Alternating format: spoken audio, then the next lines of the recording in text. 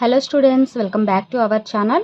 Today I am here with another topic, discovery of protons. In our previous class we also covered the definition of atoms, subatomic particles, discovery of electrons, and also the E by M ratio of electrons. Now we are going to learn discovery of protons. So here, coming to the topic, discovery of protons. Protons were discovered by Goldstein. So electrons were discovered by J.J. Thomson. Protons were discovered by Goldstein. By using the modified cathode ray tube, he discovered the protons. Like J.J. Thomson, Goldstein also used the modified cathode ray tube. J.J. Thomson used cathode ray tube for the discovery of electrons. But here with some modifications, Goldstein also used same cathode ray tube with some modifications. So now let us see the arrangement of the modified cathode ray tube. So this is the cathode ray tube and this tube is made up of glass material. So here the two ends of the cathode ray tube is fixed with two electrodes. One is the cathode electrode and another one is the anode electrodes. These two electrodes are made with the metal plates and these two electrodes are connected with the battery. This is the arrangement of cathode ray, modified cathode ray tube. So inside the cathode ray tube he filled with hydrogen gas, and at the end of the cathode electrode side he coated with zinc sulfate coating. So this zinc sulfide coating is act as a fluorescent, that is, by using this zinc sulfide coating we observe the particle nature. We observe the nature of the particles inside the cathode ray tube.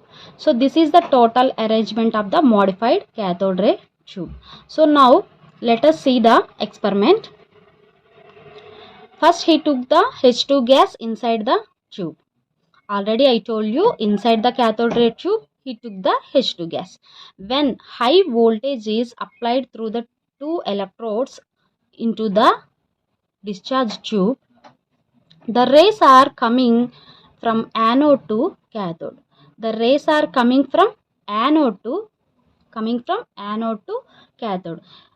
In the discovery of electrons, the rays are coming from cathode to anode. But here in the discovery of protons, the rays are coming from anode to cathode when he applied the high voltage. Okay. So these rays are called as canal rays because these rays are passing through the canals. So why these rays are called as canal rays? Because the rays coming from anode are deviated towards the cathode side through these canals and hit the zinc sulfate coating. So this is the process. That's why these rays are called as the canal rays. These rays are having positive charge.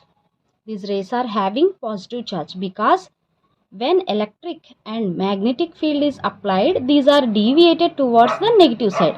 So that is, these positively charged ions are also called as the protons. When we applied high voltage to the hydrogen gas, it dissociates to hydrogen atom and lose one electron to form hydrogen ion. This is called proton. So here hydrogen ion act as a proton. Why? Because we take H2 as H2 in the cathode ray discharge tube. So H2 gas in the cathode ray discharge tube. That's why hydrogen ion act as a proton. If we take a helium gas in the discharge tube, the helium ion act as a proton. So here when applied high voltage, H2 molecule dissociate into hydrogen atom, and again hydrogen atom loses one electron. It forms hydrogen ion. This hydrogen ion act as a proton. This is all about the experiment. Now coming to the properties of canal rays. The properties of canal rays are completely different from the properties of cathode rays. So that means the properties of electrons, the properties of protons are completely different from the properties of electrons. So here the first property is the nature of the canal rays depends upon the nature of the gas inside the discharge tube. The nature of the canal rays depends upon the nature of the gas inside the discharge tube. Already I told you, if we take hydrogen gas in the discharge tube, hydrogen ion act as a proton. If you take helium gas in the discharge tube, helium ion act as a proton. So that's it. The nature of the canal rays depends upon the nature of the gas inside the discharge tube. That is the point. Next, coming to the second property, charge to mass ratio of protons also depends on nature of gas. So the charge of hydrogen is different and the charge of helium is different. If you take different types of gas, the charge to mass ratio is also changed. So that's it. Next, the behavior of these protons are opposite to the electrons when electric and magnetic field is applied. So these three are the important properties of canal rays. So these protons are here. You should observe the differences of electrons and protons. It's very easy to remember. So electrons have negatively charged particles. Electrons are the negatively charged particles, protons are the positively charged particles. The cathode rays are also called as electrons and canal rays are also called as protons. So like that. So this is all about the discovery of protons. Next, coming to the discovery of neutrons, another most simple topic, discovery of neutrons. Neutrons were discovered by Chadwick in 1932. Electrons were discovered by J.J. Thomson, protons were discovered by Goldstein, and neutrons were discovered by Chadwick. So these are the three subatomic particles in 1932.